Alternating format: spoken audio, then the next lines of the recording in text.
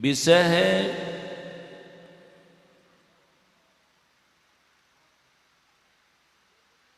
ध्यान योग से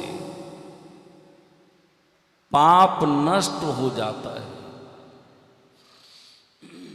उपनिषदकार कहते हैं यदि शैल समं पापं विस्तृण बहु योजनम विद्यते ध्यान योगे नान्यो भेदा कदाचनम। कई योजन तक 4 कोस का योजन होता है। कहते कई योजन तक फैला हुआ पहाड़ के समान यदि पाप हो तो वह ध्यान योग से नष्ट हो जाता है। ये भी कहते हैं ध्यान योग के अलावा पाप को नष्ट करने वाला कभी कुछ नहीं हुआ है। मात्र ध्यान योग से आप पाप नष्ट कर सकते हैं। लोग क्या करते हैं, ये पाप को नाश करने के लिए गंगा नहाने के लिए जाते हैं। अब कौन कौन तीर्थ जाते हैं कि तीर्थों में जाके स्नान करेंगे तो पाप नष्ट हो जाएगा। यहां पर तो कहते हैं ध्यान योग से पाप नष्ट होगा। ये पाप क्या है? मनुष्य जो कर्म करते हैं, जो कर्म किया जाता है उससे फल उत्पन्न होता है।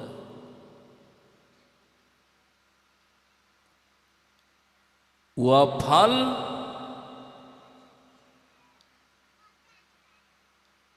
भोगना पड़ता है।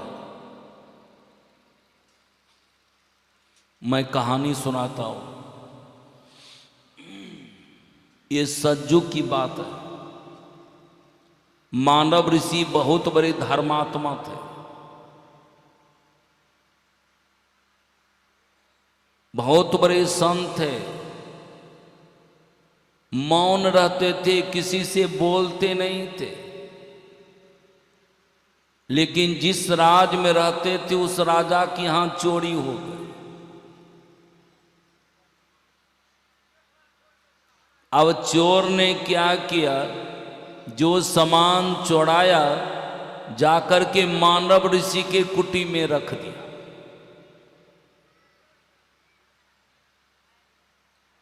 और मानव ऋषि से पूछते हैं मैं कुटी में सामान रखूं?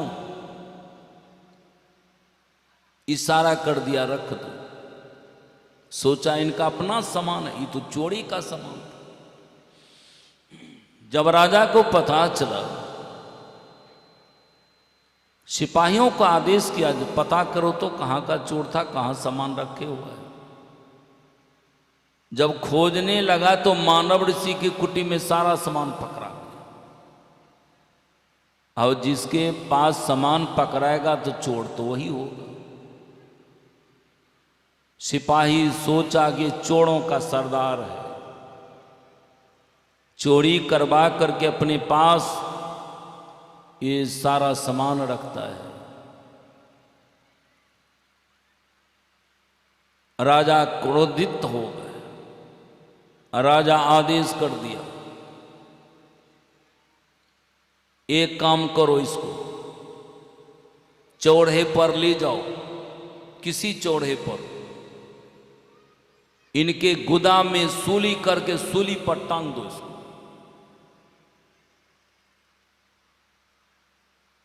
ये कब की घटना है? सारे आदमी को मालूम है शानली पतिव्रता नारी थी, लेकिन उनके जो पति थे कोढ़ी थे, अब विचार के भी कोढ़ी थे। पत्नी रहने के बाद भी वेश्यागामी था। एक दिन शानली के पति ने कहा मुझे वेश्यालय ले चलो। ये कोरी पति चल फिर नहीं सकते थे, पैर भी ठूट हाथ भी ठूट, लेकिन पति का आज्ञा हुआ। अब पति को क्या किया, आज्ञा का पालन किया, एक टोकरी ले आया, और टोकरी में उसको सुला लिया। अब देखिए उस जमाने की नारी है,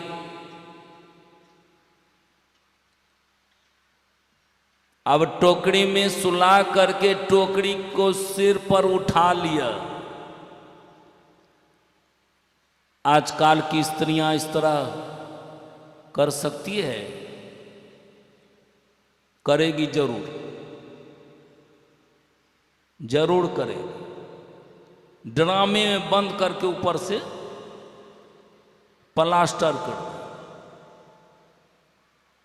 दे, जरूर करेगी। टोकरी तो अवश्य उठा लेगी, रास्ते में कहीं नदी नाला मिलेगा, पुलवे पर से नदी में फेंक दे। लेकिन उस जमाने की नारी टोकरी में सुला करके चल पड़ा।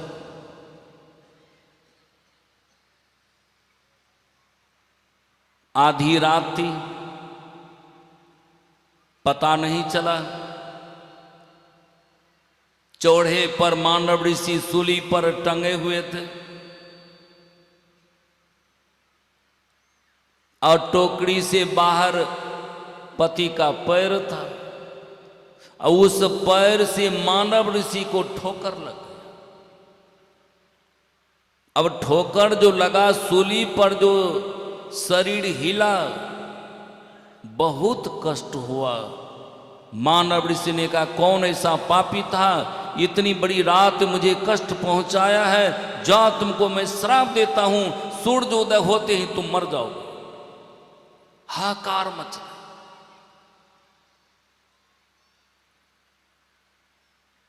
सांडली तो वापस हो गई।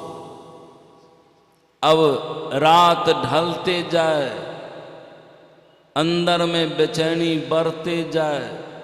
सांडली सोचती है सूरज उदय होने का देर है, पति को मरने में देर नहीं है। सांडली सोचती है स्त्रियों के लिए पति जो होते हैं वह एक सूरज के समान होते हैं। अगर सूरज नहीं उदय हो तो यह संसार नहीं रहेगा। स्त्रियों के जीवन अगर पति नहीं हो, उसका जीवन नहीं रहेगा।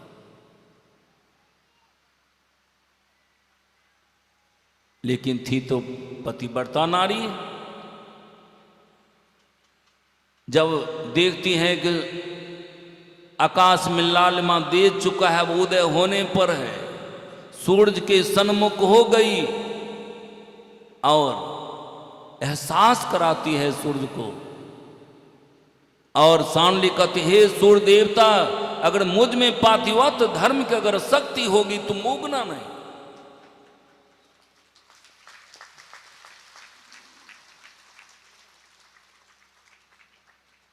जो उगने पर था वह डूब गए। कितने दिनों तक डूबा रहा? 7 दिनों तक। जब देखा अब संसार लय होने पर है, सारे देवता ब्रह्मा के पास जाते हैं। ब्रह्मा से उन्हें विनय करते, हे ब्रह्मा, सूरज को उदय कर दे। ब्रह्मा ने कहा, उस नारियों के सामने में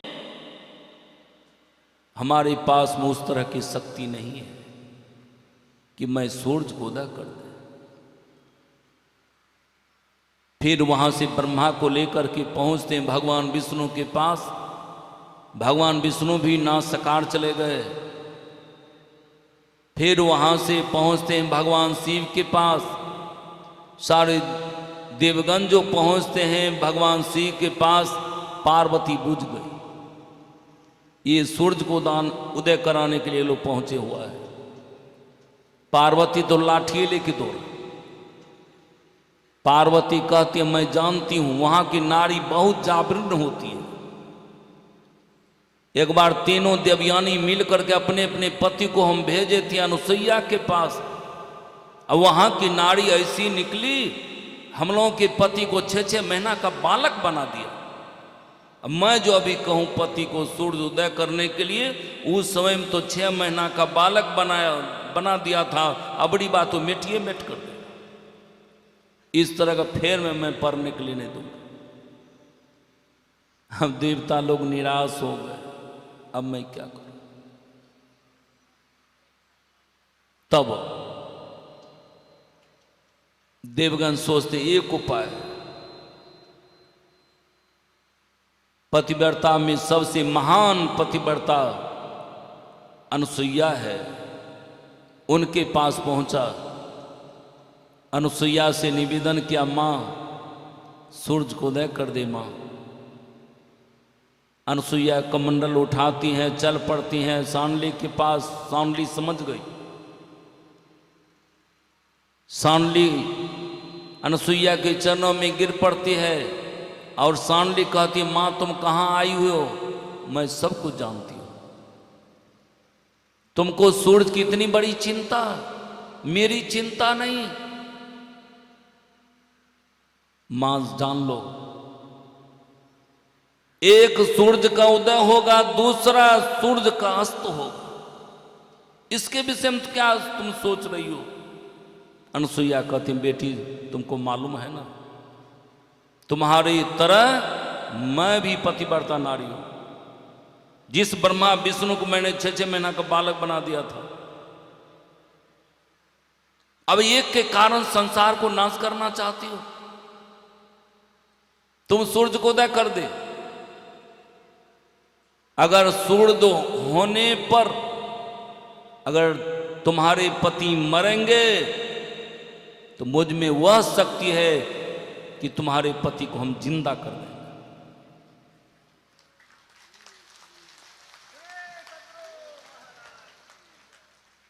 सांडली सूरज के सन्मुख हो गई और कहती, हे सूर्य देवता, तुमने मेरी सुहाग की रक्षा की है, तुम फिर उदय हो जा।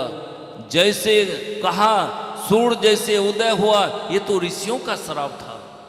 चट से उनका पति मर गया। जैसे मरा, कमंडल से जल निकाला अनुसुईया, और जल निकाल के जैसे ही मंत्र का आह्वान करके उनके पति के ऊपर छींटता है, वह जो कोरी शरीर था कंचन शरीर बन गया और जिंदा होकर के खड़ा हो गया।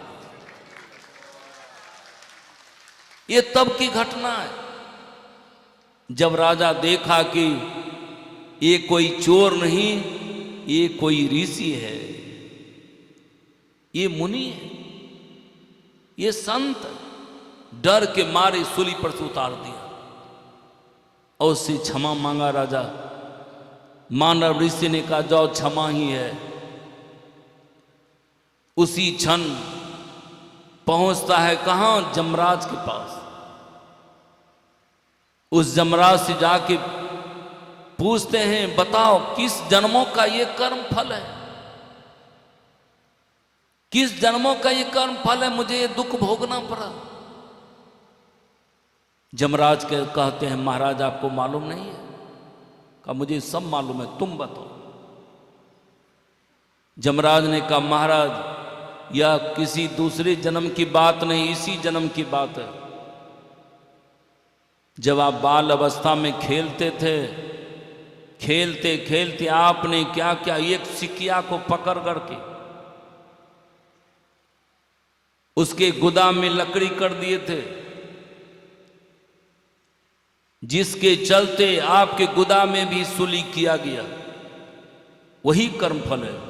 सुनते के साथ मानव ऋषि क्रोधित हो गए और मानव ऋषि ने कहा, बाल अवस्था में बच्चे को ज्ञान रहता नहीं है कि कौन कर्म करना चाहिए, कौन कर्म नहीं करना चाहिए। जाइए, आपको मैं श्राप देता हूं, मृत्यु में जाकर के आपको शूद्र कुल में जन्म लेना पड़ेगा। वही 5 भाई पांडव में दासी पुत्र विदुर हुआ है। अब समझिए, ऐसे महान पुरुष को भी कर्म फल भोगना पड़ा।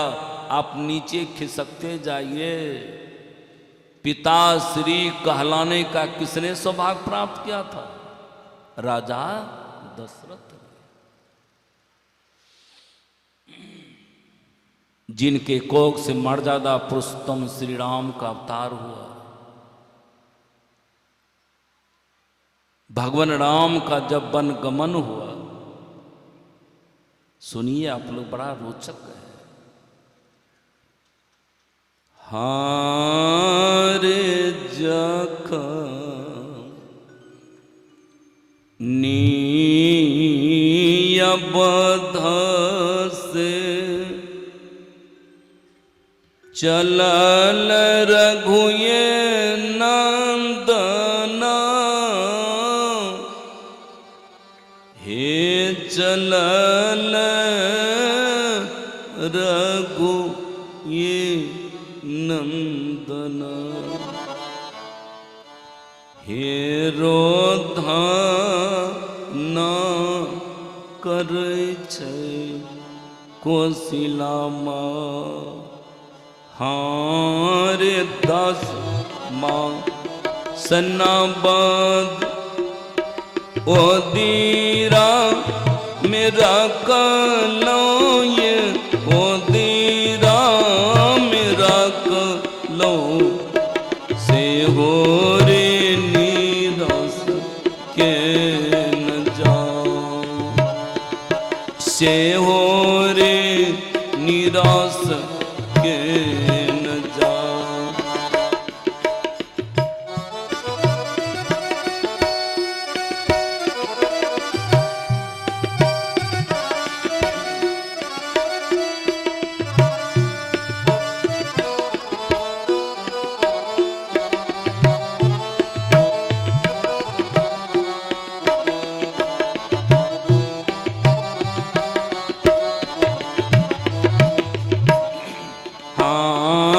प्रभु का मनज सोनालान सीता जी, सोनालान सीता जी, धाये चरण लीपथा, ही धाये चरण लीपथा।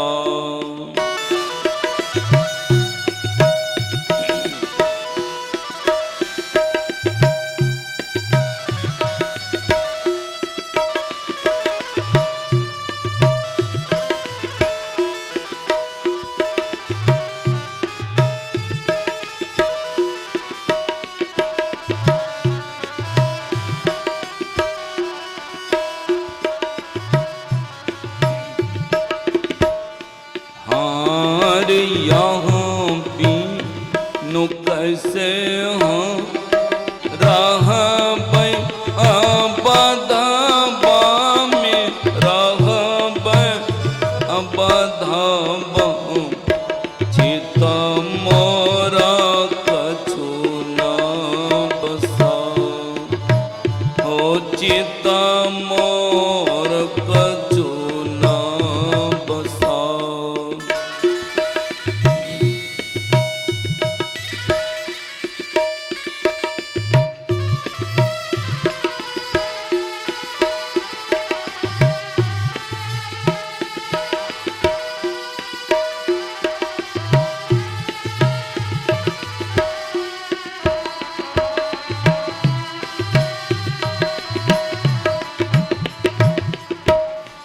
हारे सीता दुखिता दे देखी दया निधि, देखी दया निधि, लिहलन संग लगा,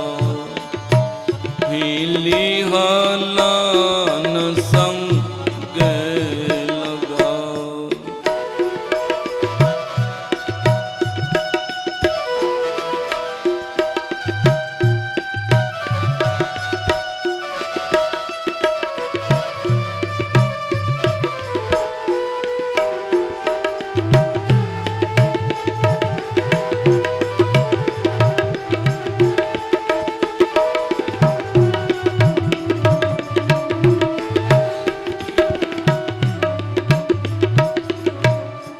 हार लखन सुनिए कान, प्रभु बान चल लइए, प्रभु बान चल लइ, बेकल उठल अकुला, हे बेकल उठल अकुला।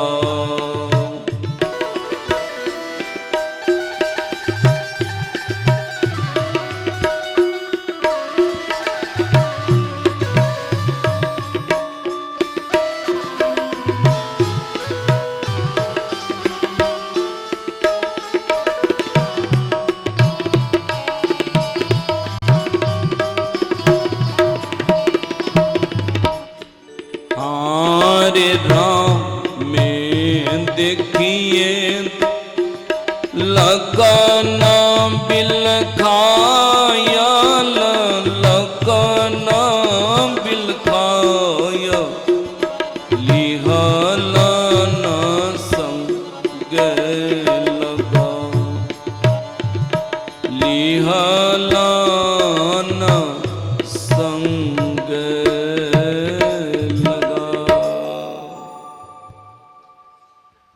भगवान राम, माँ सीते, भाई लखन जैसे ही वनवास को उड़ जाते हैं, राजा दशरथ मरना सन्न हो जाते हैं। राजा दशरथ माता कौशल्या को बुलाते हैं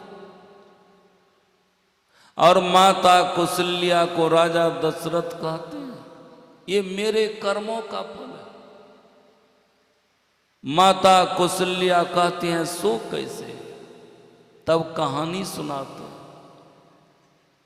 जब मैं युवराज था, मैं शिकार खेलने का बड़ा शौकीन था। मैंने आधी रात को क्या किया, सरजुग नदी चला गया शिकार खेलने के। और वहां पर मैंने क्या किया, एक वृक्ष के ओंठ में जाके छिप गया। और तब क्या हुआ सो सुनिए। नेत्रहीन पितु मां का दुलारा, स्वार्थहीन पितु मां का सहारा। पितु मां को बिटला कामर में, लेके चला धाम प्यारा। कई दिनों के बाद पहुंचा यबद के कानन में। कामुर रखकर भूमंडल पर, हर्षित होता बन पावन में। वो कौन व्यक्ति था? वह श्रवण कुमार था।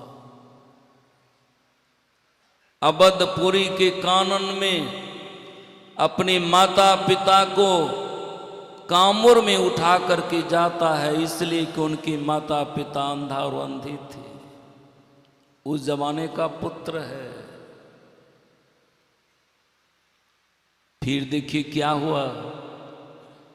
फिर मात पिता को भोजन दे, अपने भी भोजन पाता है। फिर मात पिता को सेवा कर, अपने विश्राम पाने जाता है। आधी रात बीत जाती जब, पितु प्यासा हो के बुलाते हैं। हे पुत्र पिलाओ जल थोड़ा, अब प्राण निकलते जाते हैं। पितु यासा पा पितु का प्यारा, जल पात्र उठा कर जाता है। होती है क्या अनहोनी, कहने में नहीं बन पाता है। घड़ा उठाता है, सरजुग नदी जाता है। सरजुग नदी में जैसे ही घड़ा डुबाता है कि भौं भौं का आवाज होगा। और राजा दशरथ शब्द वेदी बाण जानते थे। राजा दशरथ के मन में हुआ कोई जानवर जल पीने के लिए उतरा है, और उसी शब्द पर बाण चला दिया। वह बाण आकर के सरवन के सीने में लग गई। सरवन तो धराशायी। सरवन ने कहा राम राम जग में किया किनारा है। ये राम राम की आवाज जो सुनाई पड़ा राजा दशरथ सोचने लगे कौन राम भक्त मारा गया। दौड़ के राजा दशरथ आता है, देखता हूं ये सरवन है।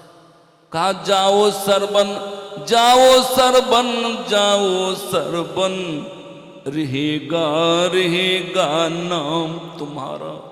अरे जब तक चमके चांद सितारे, चमके काम तुम्हारा। सरवन का नृप तुमने गजब किया, मेरे पितु को जल दियाओ, मेरे पितु को अंतिम नमन कहना, मेरे पितु के चरणों में रखाओ। अवधेश उठा मृत बालक को, अंधे अंधे डिग जाता है। अंधे ने कहा मेरे लाल सुनो, क्यों देर हुई तुझे आने में, मैं बचा रहा ईश्वर की कृपा, ना प्राण अभी ती जाने में। उसका लाल तो काल के गाल में जा चुका है। राजा दशरथ डर के मारे खड़ा है। सरवन का पिता बार बार पूछ रहा है तुम कौन हो। पानी के बिना प्राण जा रहा है, प्राण जा रहा है, तो घरा बढ़ाता है। सरवन का पिता समझ गया अगर मेरा पुत्र रहता तो अपने से मुझे जल पिलाता, ये तो घरा बढ़ाता, इसका मतलब है मेरा पुत्र नहीं है। सरवन का पिता ने कहा तुम सत सत बोलो, तुम कौन। राजा दशरथ ने कहा मैं सरवन नहीं, मैं दशरथ। कहा दशरथ तू मेरा पुत्र का क्या हुआ? मेरा पुत्र सत सत बोलो नहीं तुमको मैं श्राप दे दूं। तब राजा दशरथ डर के मारे क्या कहते, हा गुरु मैं शपथ खाता,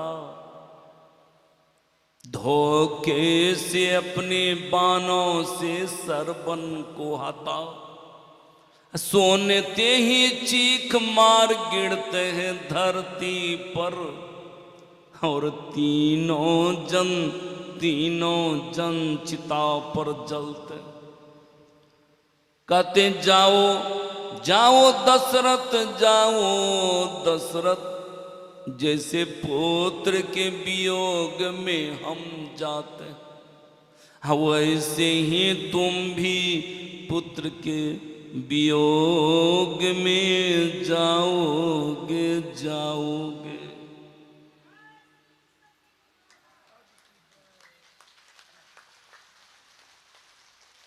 राजा दशरथ कहते माता कौशल्या से, सुनो कौशल्या, वही कर्म फल है। अब मैं पुत्र के वियोग में तरफ तरफ के प्राण को त्यागूंगा, और तरफ तरफ के प्राण को त्यागा। आश्चर्य लग रहा है। जिनके गर्भ से भगवान अवतार लिया उस पाप को नाश नहीं कर सका।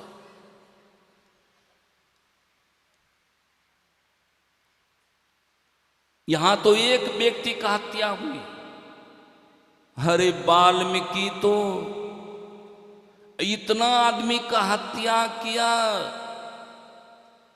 आज जनौ वाले को मार करके 7 गाड़ी जनौ जमा किया। अब बिना जनौ वाले कितना हो, उसका पाप कैसे नाश हो गया? उनके पास कौन फार्मूला मिल गया नाश करने वाला? उनके पास कौन फार्मूला मिला? यही ध्यान जोग मिला। यही ध्यान योग के माध्यम से सारे पापों को नष्ट कर दिया।